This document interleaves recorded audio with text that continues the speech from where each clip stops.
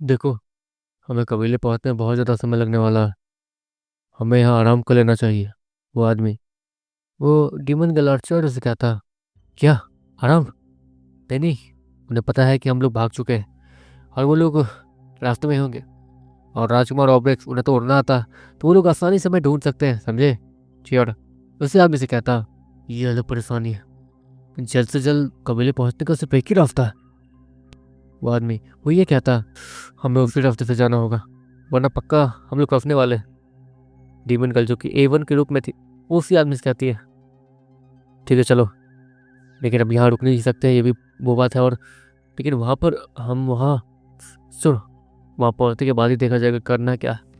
वो आदमी इतना कहता है और वहाँ पहुँच जाता है। वो सभी वहाँ पहुँचने के बाद शोर चारों तरफ देखता। शोर को तो कुछ भी नहीं दिख रहा था, लेकिन डीमन गर्ल, उसके दिमाग के अंदर उस आदमी की सारी यादें थी। और उस आदमी के पास वो तो पता था ही उसे कि उसे करना क्या है। देखते देखते डीमन गर्ल और वो आदमी, वो जमीन से एक अजीब सा दरवाज़ा उठाते हैं और देखते देखते नीचे का दरवाज़ा खुलता है, जहाँ पर सीढ़ियाँ बनी हुई थी। जल्दी चलो, वो आदमी इतना कहता है और अंदर जाने लगता है। उस आदमी के पीछे पीछे श्योर और वो डीमन गर्ल भी जाने लगते हैं। इस रास्ते से आने के लिए एक परेशानी थी, हम लोग इस रास्ते को ढक नहीं पाए। बस ये उम्मीद करना होगा कि ये रास्ता उन्हें दिखे ना। हर बार कोई ना कोई आया करता था ऊपर से इस रास्ते को छिपाने के लिए, लेकिन अभी तो मजबूरी थी। तो वो आदमी तक कहता है, आगे बढ़ते रहता है। जब उस सीढ़ी का एंड आता है तो श्योर को नीचे अंधेरा ही अंधेरा दिखता है, लेकिन अगले ही पल वहाँ पे बहुत सारी मशाल जल्दी शुरू हो जाती है, वो भी खुद ब खुद। श्योर, वो वहाँ पर एक अजीब सी चीज़ देखता है। ये तो पटरियाँ हैं। पटरी मतलब ट्रेन। श्योर हैरानी से कहता है। श्योर अपने लेफ्ट राइट देखता है, जहाँ पर उसे छोटी सी गाड़ी भी दिखती है, जो कि ट्रेन के पटरी पर चलने के लिए बनी थी। हमें इसी से जाना होगा, जल्दी चलो। वो आदमी इतना कहने के बाद उस डब्बे जैसी गाड़ी पे बैठ जाता है। हाँ, ये लोग थोड़ी डेवलप तो है। श्योर बड़ी मन सोचता, थ हमारे वैद्य, उनके पास ऐसी टेक्नोलॉजी आ चुकी है जिससे वो ये सब बना सकते हैं, वो भी आसानी से। हम लोग आसानी से ट्रेवल कर सकते हैं बिना थके। वो आदमी, वो गर्व से कहता है, हाँ वो तो दिख रहा है। श्योर इतना कहने के बाद वो भी एक डब्बे जैसी गाड़ी में बैठ जाता है।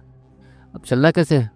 श्योर उसी आदमी से कहता, अरे हाँ, तुम तो यहाँ पहली बार आए हो, क्योंकि यहाँ पर आना मना है सबके लिए। तुम अपने पाँव के पास एक अजीब सी रस्सी दिख रही है, उसे जोर लगा कर खींचो और छोड़ो, हल्के हल्के छोड़ना, जिससे होगी ये कि तुम्हारा गाड़ी वो अब आगे बढ़ेगी। वो आदमी इतना कहता है, अपनी रस्सी को तेजी से घींच कर हल्के हल्के छोड़ता है। देखते देखते श्योर भी वही करता है, और उसे वो अजीब सी गाड़ी वो उस पटरी पर चलनी शुरू कर देती है। उससे आगे ज़रा टर्न्स तो नहीं है ना, वरना चोट लगने वाली है हमें। श्योर, वो उसी आदमी से कहता है, पता नहीं। वो आदमी इतना कहता, तेजी से आगे जाने लगता है। श्योर, उसके पास भी कोई आइडिया था नहीं, इसलिए वो तेजी से उस बाजी फरिश्ते को खींचना शुरू करता है और उसे दोबारा धीरे धीरे छोड़ता है, जिससे वो ट्रेन, वो छोटी सी ट्रेन, वो चलने लगती है। श्योर उस रस्सी के साथ और भी ज़्यादा छेड़छाड़ करता है, जिसकी वजह से अब वो ट्रेन और भी ज़्यादा तेजी से भाग रही थी। तो मैं आराम से चलाना चाहिए, वो आदमी चिल्लाते हुए कहता है, क्योंकि श्योर उससे टकराने वाला था। श्योर, उसके बगल में ही पूरी तरीके से दीवार बनी हुई थी। उस जगह को पूरी तरीके से मिट्टी से खोद के बनाया गया था, और बगल में ही दीवार थी, इसलिए श्योर अपने हाथ को उस मिट्टी की दीवार के अंदर डाल देता है और किसी ब्रेकर के साथ तेजी से ब्रेक लगाने लगता है उस छोटी ट्रेन में। वो छोटी ट्रेन जैसे ही स्लो होती है, श्योर अपना हाथ वहाँ से हटा देता है। तो सब वो लोग सेम स्पीड के साथ आगे बढ़ रहे थे। काफ़ी देर तक ट्रैवल करने के बाद अब सामने एक दीवार थी। हमें कैसे भी अपनी गाड़ी को रोकना होगा, वो आदमी तक कहता है। और वो अपने हाथ से एक डंडे को निकालता है और वहीं बगल में दीवार पे लगाना शुरू कर देता है, जिससे होता ही है कि उसकी वो छोटी ट्रेन वो रुकने लगती है। श्योर पीछे डीवन गल के उस छोटे ट्रेन को पकड़ता है और अपने हाथ को सीधे उस मिट्टी की दीवार के अंदर ही घुसा देता है। अरे पागल, एक बार किया समझ आता है, लेकिन अब तुम यहाँ की चीज़ों को ही खराब करोगे, वो आदमी गुस्से में श्योर पे चिल्लाते हुए कहता। अब मुझे लगा कि श्योर इस्माइल के साथ कहता, ऑफकोर्स उसे यही लग रहा था कि वो कूल बन रहा है, लेकिन वो यहाँ की चीज़ों को खराब कर रहा था। उस शोर को पता ही नहीं चला। देखते देखते वो आदमी ऊपर देखता है, जहाँ पर एक और सीढ़ी जा रही थी। देखते देखते वो आदमी सीढ़ी पर चलना शुरू करता। श्योर और वो डीमन गर्ल, वो दोनों उस आदमी के पीछे जाते रहते हैं। बैकग्राउंड, तुम हो तो ना, मतलब तुम हो या नहीं? श्योर वो बैकग्राउंड से कंफर्म करते हुए कहता, हाँ हाँ हूँ, नीचे ही हूँ, घबराओ मत। बैकग्राउंड उस श्योर से कहता, वैसे तुम अपनी स्पार्क का इस्तेमाल कब तक कर सकते हो? श्योर बैकग्राउंड से कहता, करीब 2.5 घंटे। बैकग्राउंड एक अच्छा खासा टाइम श्योर को बताता। ये तो काफ़ी अच्छी बात है, हम लोग यहाँ ऑलरेडी पहुंच चुके हैं। ज़्यादा नहीं, 1 ही घंटा हुआ है। वैसे हम लोग उस महल के करीब होंगे। क्या तुम्हें नीचे से महल दिख रहा है? श्योर, बैकग्राउंड कहता है। और बैकग्राउंड वो आसपास देखता है। अगर मैं थोड़ा ऊपर जाऊँ तो मुझे एक महल तो दिख रहा है। और तुम लोग जिस रास्ते से जा रहे हो, ये रास्ता उसी महल के अंदर कहीं खुलता है। बैकग्राउंड श्योर से कहता है। देखते देखते वो आदमी ऊपर के दरवाजे को धक्का मारता है, उस दरवाजे को खोल देता है। और वो लोग सीधे एक कमरे में एंट्री लेते हैं। हाँ, इतने समय बाद वापस आया हूँ। इस जासूसों वाले काम में तो सच में बहुत बेकार, मतलब मजा नहीं आता है। वो आदमी अंग्रेजी लेते हुए कहता है, चलो हमारे पास जो भी चीजें, जो मतलब जो भी इंफॉर्मेशन है, वो महाराज को दे आते हैं। वो A1 जो कि डिमन गर्ल थी, वो उसी आदमी से कहती है। देते देते वो आदमी और डिमन गर्ल श्योर रक्षा का मिला के महाराज से बोले जाते हैं। महाराज विमल, यहाँ पर सबसे ज्यादा खौफ उसी का था और उसके बेटे का।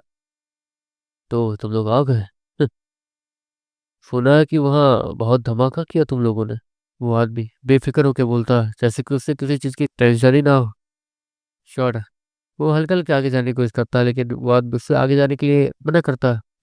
वो महाराज है बेवकूफ, उनके पास कहाँ जा रहे हो? वो आदमी वो श्योर को देखते हुए कहता है, माफ कर दीजिए महाराज, असल बात यह है कि वहाँ धमाके की वजह से इसके कान के पर्दे फट गए।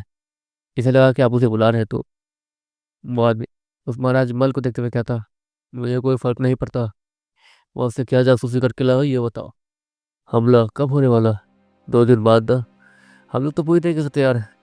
एक दिन ऑलरेडी बीत चुका है, मतलब ऑलमोस्ट। अब कल रात तक का ही समय है उन लोगों के पास, तो हम लोग पूरी तरीके से तैयार हो रहे हैं। वो आदमी वो सभी से कहता है और सभी लोग चिल्लाने लगते हैं। दूसरी तरफ बैकग्राउंड वो अब उस लड़की को ढूंढने के लिए निकल चुका था। सीन, उसका नाम सीन था ना? उसके गले पे तिल होगा, मुझे उससे कैसे भी ढूंढना होगा। बैकग्राउंड मनी मन सोचता और तेजी से आगे जाते रहता है। और यहाँ वो किसी कमरे में तो बिल्कुल नहीं है। क्या मुझे उससे किसी जेल टाइप जगह पे ढूंढनी चाहिए या फिर? बैकग्राउंड मनी मन सोचता है। और वो वहाँ के कारागार की तरफ जाने लगता है। यहाँ पर जेल बने हुए थे और वहीं पे सभी को सजा देने के लिए बंद किया जाता था। बैकग्राउंड तेजी से वहाँ के जेल को ढूंढने के लिए चारों तरफ गोल गोल घूमने लगता है। श्योर है, वो उस वक्त उसी महाराज के सामने खड़ा था और डीमन गर्ल उस महाराज को उल्टी पुल्टी इन्फॉर्मेशन दे रही थी और कुछ नहीं। ओह, तो लोगों को पता चल गया कि मुझे पता है कि हमला होने वाला है। क्यों? क्योंकि तुमने कहा कि वो हमला इतनी जल्दी तो नहीं हो सकता, क्योंकि 2 दिनों बाद ये बहुत ज़्यादा कम समय है। और क्योंकि उन लोगों के पास अब फायर फोर्स की ताकत भी आ गई है और उन्हें उस अजीब से बीस्ट की कमजोरी भी पता है। तो वो बीस्ट 2 दिनों में तो नहीं हमला करेगा। आपको जाहिर सी बात है कि वो बस डराने के लिए सब कुछ कर रहा है और उसका प्लान काम कर भी रहा है। आपको काफ़ी सारे लोग कबीले छोड़ के बाहर जा चुके हैं और उनका शिकार बनते जा रहे हैं। वो महाराज वो इस्माइल के साथ कहता है, वैसे महाराज आपको तो उस बीस्ट के बारे में बहुत ज़्यादा पता है। एक बात बताइए, क्या आप उस बीस्ट से जुड़े हुए हैं? शेर इस्माइल के साथ कहता है, जैसे कि वो उस महाराज के मुंह से कोई हाँ सुनना चाहता हो। दिमाग तो ठीक है तुम्हारा। कैसे समझाऊं? देखो, ये सब सोचने लायक तुम हो नहीं। तुम लोगों ने जासूसी की, तुम्हें तुम्हारा तोहफा मिल जाएगा। जाओ, तुम दोनों ही के कमरे में एक एक खिलौना पड़ा हुआ है। वो महाराज इस्माइल के साथ कहता है। श्योर, उसे उस महाराज की बात ठीक से समझ नहीं आई थी। कुछ देर बाद श्योर जब अपने कमरे में जाता है, क्योंकि उसे अब अकेला कमरा चाहिए था ताकि वो अपने प्लान को अंजाम दे सके। वो जब अपने कमरे में जाता है तो उसे वहाँ पर खिलौना तो नहीं, लेकिन एक लड़की दिखती है जो कि डरी सहमी सी थी और वो श्योर को देख के तुरंत खड़ी हो गई थी। श्योर पीछे दरवाजा लगा लेता और उस लड़की को देखता। तुम ठीक तो हो? श्योर उसी लड़के से कहता। "आ, हाँ।" वो लड़की वो अपनी आंखों को बड़े करे करे श्योर को देखते हुए कहती है। उसे पता था कि उसके साथ क्या होने वाला है, इसलिए वो बहुत ज़्यादा डर रही थी। एक काम करो, ध्यान रखना कि इस रूम के अंदर कोई ना आए। श्योर उस लड़की से कहता। उस लड़की को श्योर की बात समझ नहीं आती है। वो श्योर से हल्का हल्का पीछे हटती है और श्योर को उस रूम के एक कॉर्नर में जाते हुए देखती है। वहां पर एक बिस्तर था। श्योर उसी बिस्तर के पीछे कॉर्नर साइड जाता है और देखते देखते वहां पे एक अजीब सी आवाज आती है, जैसे कि वहां की मिट्टी, वहां पे कुछ आवाज हो रही हो। वहां के जमीन के टूटने की आवाज आ रही थी। श्योर वो अचानक से उस बिस्तर के पीछे कहीं गायब भी हो जाता है। वो लड़की वो डरी सहमी सी हल्के हल्के आगे बढ़ती है और उस बिस्तर के पीछे देखती है जहाँ पर एक होल बना हुआ था और श्योर उसी में चला गया था। वो लड़की ये सब देख के थोड़ा डर जाती है और तुरंत ही दरवाजे को खोल के वहाँ से जाने लगती है, लेकिन वो दरवाजे को नहीं खोलती। ये कौन है? ये क्यों कर रहा है ऐसे? क्या मुझे भागना चाहिए? नहीं, अगर बाहर भागूंगी तो और भी बुरी सजा मिलेगी। वो लड़की बड़ी बड़ी सोचती है। इसके बाद वो चुपचाप वही बिस्तर पर बैठ जाती है। दूसरी तरफ श्योर वो येलो पेपर के बनाए हुए रास्ते के फॉलो करते हुए आगे बढ़ रहा था। बैकग्राउंड क्या है वहाँ ऊपर? श्योर वो येलो पेपर से कहता है। हाँ, येलो पेपर श्योर से कहती है। श्योर ऊपर देखता और ऊपर की मिट्टी पे चढ़ना शुरू कर देता। आपको उसे खोदते हुए थोड़ी ऊपर जा सकता था। ऊपर पहुंचने के बाद श्योर वो बैकग्राउंड से मिलता, जो कि वहीं पे एयर प्रेशर की मदद से वहां मिट्टी को वगैरह हटाकर वहीं खड़ा था। क्या हुआ? श्योर बैकग्राउंड से कहता वो ऊपर है। और बैकग्राउंड श्योर से कहता उसे बचाते हैं। वो जिंदा है या नहीं? श्योर बैकग्राउंड से कहता जिंदा तो है, लेकिन इसे मरा ही हुआ मान लो। मुझे नहीं लगता कि वो ज़्यादा तक जिंदा भी रहेगी। बैकग्राउंड श्योर से कहता तुम ऐसा क्यों कह रहे हो? श्योर वो बैकग्राउंड से कहता अब जानते हो तुम अनजान मत बनो। ये कैसी जगह है तुमने देखी ली है। यहाँ पर इसे उठा के लाया गया है क्योंकि ये सुंदर थी, ओलिना की दोस्त थी, और इसे ये पता है कि ओलिना उसके पास जो जादू है जिससे वो किसी भी लड़के को अपने से दूर रख सकती है, उसका तोड़ क्या है इसे ये पता है। इसलिए वो लोग इसे मारते नहीं है, उसे इतना खाना देता है जिससे ये जिंदा रह सके, और इसके साथ डेली गलत काम करते हैं। और यहाँ के वैद्य भी बहुत ज़्यादा कमी है। वो उसे ऐसी जड़ी बूटियाँ खिलाते हैं जिससे ये मरती ही नहीं है और हमेशा होश में रहती है, और बहुत सारी चीज़ें जिससे लड़के को परेशानी होती है। इसने अपने दोस्त के लिए बहुत कुछ सहा है शर, लेकिन अब ये नहीं बचने वाली है। इसके बॉडी ने जवाब दे दिया और इसकी बॉडी तो बहुत ज़्यादा पतली हड्डी जैसी हो चुकी है। और बैकग्राउंड श्योर को सब कुछ एक्सप्लेन करते हुए कहता तुम मुझे वहाँ तक ले जा सकते हो? अभी वहाँ जाना खतरे से खाली है या? श्योर बैकग्राउंड कहता करीब आधे घंटे से तो यहाँ कोई नहीं आया है। कुछ देर पहले एक आदमी मेरे सामने। वो बैकग्राउंड श्योर से कहता मुझे ले चलो अभी। बैकग्राउंड श्योर से कहता श्योर बैकग्राउंड को फोर्स करते हुए कहता देखो हमें पहले उनके टाइमिंग के बारे में जानना होगा कि क्या कैसे हो रहा है, इसके बाद ही। बैकग्राउंड श्योर से कहता अच्छा, तो हम कुछ देर और इंतजार करते हैं। जो कि हमें चांस मिला उसे बचाने का, तो हम उससे वो भी ना बचा पाए, है ना? तुमने खुद कहा कि उस पास ज़्यादा समय नहीं है, और फिर तुम ही। श्योर बैकग्राउंड से कहता ठीक है चलते हैं। बैकग्राउंड इतना कहने के बाद वो ऊपर जाकर अच्छे से चेक करता है, और दूर दूर तक उसे अभी के लिए तो कोई नहीं दिख रहा था। सब कुछ देखने के बाद कि अब वहाँ ऊपर कोई नहीं है, बैकग्राउंड वो श्योर को ऊपर आने के लिए कहता श्योर वो येलो पेपर के हेल्प से ऊपर आ जाता है, वहाँ की ज़मीन को तोड़ कर ऊपर आता हुए। वो सीन नाम की लड़की वो वैसे की वैसे ही ज़मीन पर गिरी हुई थी, और उसके कानों में आवाज़ तक नहीं गई थी, या फिर आवाज़ गई थी भी तो क्या ही कर सकती थी बेचारी। सुनो तुम्हारा सीन है ना? श्योर उस लड़की से कहता, लेकिन वो लड़की कोई जवाब नहीं देती है। वो उल्टा अपनी आंखें बंद कर लेती है। देखो हम लोग ओलिना के दोस्त हम तो बचाने आए हैं। सीन श्योर वो ओलिना का नाम जैसे ही लेता है, वो लड़की अपनी आंखें खोल कर श्योर को देखती है। श्योर वैसे उसकी बॉडी की हालत को देखना तो नहीं चाहता था, क्योंकि ऑफकोर्स वो बहुत ज़्यादा डरावनी लग रही थी, और देख कर ही पता चल रहा था कि उसे कितना ज़्यादा टॉर्चर किया गया होगा। श्योर वो तुरंत से अपने शर्ट को खोल के वो उस लड़की को ऊपर से ही पहना देता। वो लड़की जैसी किसी कपड़े को अपनी बॉडी पे महसूस करती है, वो उसे कस के पकड़ लेती है। मैं तो भूल भी गई थी कि कपड़े भी होते हैं। वो लड़की कांपते हुए कहती है देखो हम लोग यहाँ आ चुके हैं, हम लोग तुम्हें बचा के ले जाते हैं, ठीक है? श्योर उस लड़की को गोद में उठाते हुए कहता नहीं नहीं नहीं, अब तो बहुत ज़्यादा देर हो चुकी है। मैंने जानबूझ के चैट खा लिया है। यहाँ पर एक जहरीला कीड़ा था जिसे मैंने मार के खा लिया, यही अच्छा था। वो लोग चाहते हैं कि मैं ओलिना के उस सिगरेट के बारे में उन्हें बता दूं।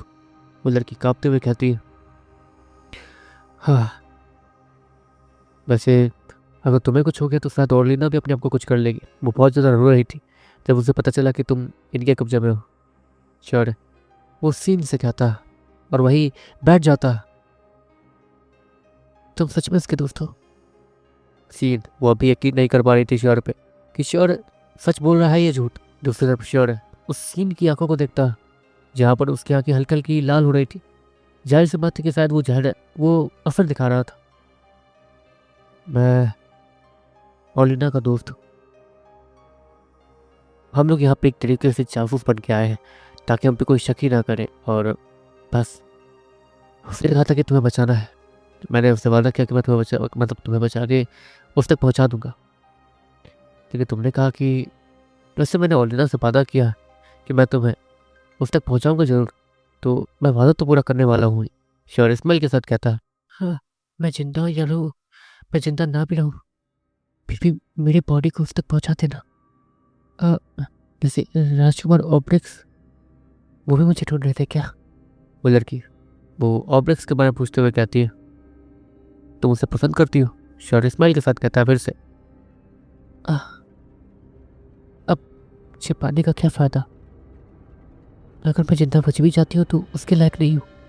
मैं तुम्हारे साथ ये बातें शेयर तो कर रही हूँ, लेकिन मैं तुम पे भरोसा नहीं कर पा रही हूँ। ऐसा लगता है कि तुम उन लोगों में से एक हो। अगर तुम सच्चे आदमी हो तो सॉरी। वो लड़की श्योर से कहती है, ऑफकोर्स वो आप किस पे भरोसा कर सकते थे? यहाँ पर उसके साथ न जाने क्या क्या हुआ होगा। देखो हम तुम्हें यकीन दिलाने के लिए कुछ कर नहीं सकते हैं, हम बस यहाँ तुम्हें बचाने आए थे और हम बचा के जाएंगे बस। श्योर वो ये कहता, तुम बेवकूफ़ हो क्या? वो लड़की श्योर से कहती है, वैसे बेवकूफ़ तो ये है, इसमें बोलने की ज़रूरत नहीं है। बैकग्राउंड वो भी वहाँ बैठते हुए कहता, क्योंकि आसपास अभी कोई नहीं था। अच्छा एक बात बताओ, क्या तुम ओलिंडा के खास दोस्त हो? वो लड़की श्योर से कहती है, वो बच्ची, मैं उसका खास दोस्त। श्योर वो हंसते हुए कहता, तुम्हारे कपड़ों से उसकी खुशबू आ रही है। वो जो परफ्यूम यूज़ करती है वो तो सिर्फ वही यूज़ करती है, उसके जैसे परफ्यूम किसी को पसंद नहीं आते। वो सीन वो श्योर से कहती है, नहीं मतलब मैं तो बस उसे बचाने के लिए गया था और कुछ नहीं। मैं उसे बस बचाकर इधर से उधर ले जा रहा था, मतलब नहीं। श्योर वो नॉर्मली कहता है, ऑफकोर्स अगर उसके शर्ट से ओलिना की खुशबू आ रही है मतलब वो दोनों करीब आए होंगे। और ये इस चीज़ को उस सीन ने पकड़ लिया। तो देखो वो बच्ची है, मैं उसमें मेरा कोई इंटरेस्ट नहीं है। श्योर वो अपना मुंह टेढ़ा मेढ़ा करके बोलता, जिसके बदले में वो लड़की वो हल्का सा स्माइल कर देती है। उसके चेहरे पे भी बहुत सारे दाग थे, उसके लिप्स के ऊपर भी चीरने के निशान थे, इसलिए वो स्माइल भी कर रही थी तो वहाँ से खून निकल रहा था। वो लड़की अपने हाथ को हल्का सहाय करती है। वो श्योर के हाथों में अपना हाथ देना चाहती थी। श्योर उसके हाथों को देखता जहाँ पर बहुत सारे सुई चुभोए गए थे, बहुत सारे गंदे निशान थे उसके ऊपर। श्योर उस लड़की के जिस बॉडी पार्ट को हल्का सा भी देखता था उसकी रूह कांप जाती थी। श्योर उस लड़की के हाथ को अपने हाथों में लेता, देखो असल बात यह है कि मैं राजकुमार ओब्रिक्स को कभी कुछ बता नहीं पाई। उन्हें भी शायद कुछ पता नहीं है, सिर्फ ओलिना को ही पता है कि मैं उसे पसंद करती हूँ। मेरी जाने के बाद उन्हें बता दोगे? सीन वो श्योर से कहती है, तुम खुद बताओगी। श्योर वो सीन का हाथ छोड़ते हुए कहता है, श्योर तुम्हारा दिमाग खराब है क्या? तुम क्या कह रहे हो उसे? तुम्हें दिख रहा है ये नहीं बच सकती है, फिर भी। बैकग्राउंड उसे नहीं पता था कि श्योर के दिमाग में क्या चल रहा है, और ना ही यहाँ डीमन गर्ल है जो कि शायद इसे हील कर दे। लेकिन डीमन गर्ल को अगर बैकग्राउंड ढूंढने गया और उसे यहाँ लेके तब तक आया, तब तक तो हो सकता है परेशानी हो जाए। अगर यहाँ डीमन गर्ल भी आ जाएगी तो भी इसे हील नहीं कर पाएंगे हम लोग। श्योर है बैकग्राउंड कहता है, पर क्यों? बैकग्राउंड उसे भी श्योर की बात समझ नहीं आती है। इसके शरीर के घाव भरे ना और ये जिंदा रहे, इसके लिए इसे एक जड़ी बूटी दी जाती है, और वो जड़ी बूटी बहुत ज़्यादा पावरफुल है, इसलिए डीमन गर्ल उसे ठीक नहीं कर सकती है। श्योर है वो बैकग्राउंड से कहता है, तो तुम किस तौर पे बोल रहे हो कि ये ठीक हो पाएगी? बैकग्राउंड श्योर से कहता, शुरू से मेरा मेरे चीज़ों को तुम उन तक पहुंचा देना। वो लड़की हकलाते हुए कहती है, समझ नहीं आ रहा कि तुम बात कैसे कर पा रही हो। बैकग्राउंड वो बहुत ज़्यादा हैरान था कि ये लड़की इतना ज़्यादा शांत होकर बात कैसे कर पा रही है। बात करने का तो आज मौका मिला है मुझे। तुम्हारी जबान में कील ठोक दी जाए तो कैसा लगेगा तुम्हें? वो लड़की वो लंबी सांस लेते हुए फिर से कहती है, चलो बहुत हो गया। देखो अब तुम्हारी बातें सुन के मुझे बहुत ज़्यादा गुस्सा आ रहा है, तो मैं ये चीज़ें दोबारा नहीं सुनना चाहता हूँ। मैं तुम्हें ठीक करने वाला हूँ, तुम जल्दी से जल्दी बैकग्राउंड के साथ चली जाना। श्योर इतना कहता है और वो देखते देखते म्यूटेंट ग्रासहॉपर को बुलाता है। बैकग्राउंड उसे समझ नहीं आया था कि आखिर श्योर कर क्या रहा है। वो लड़की म्यूटेंट ग्रासहॉपर को देखे तो डर जाती है, क्योंकि वो भी अचानक से वहाँ अपीयर हुआ था। श्योर म्यूटेंट ग्रासहॉपर को देखता है और फिर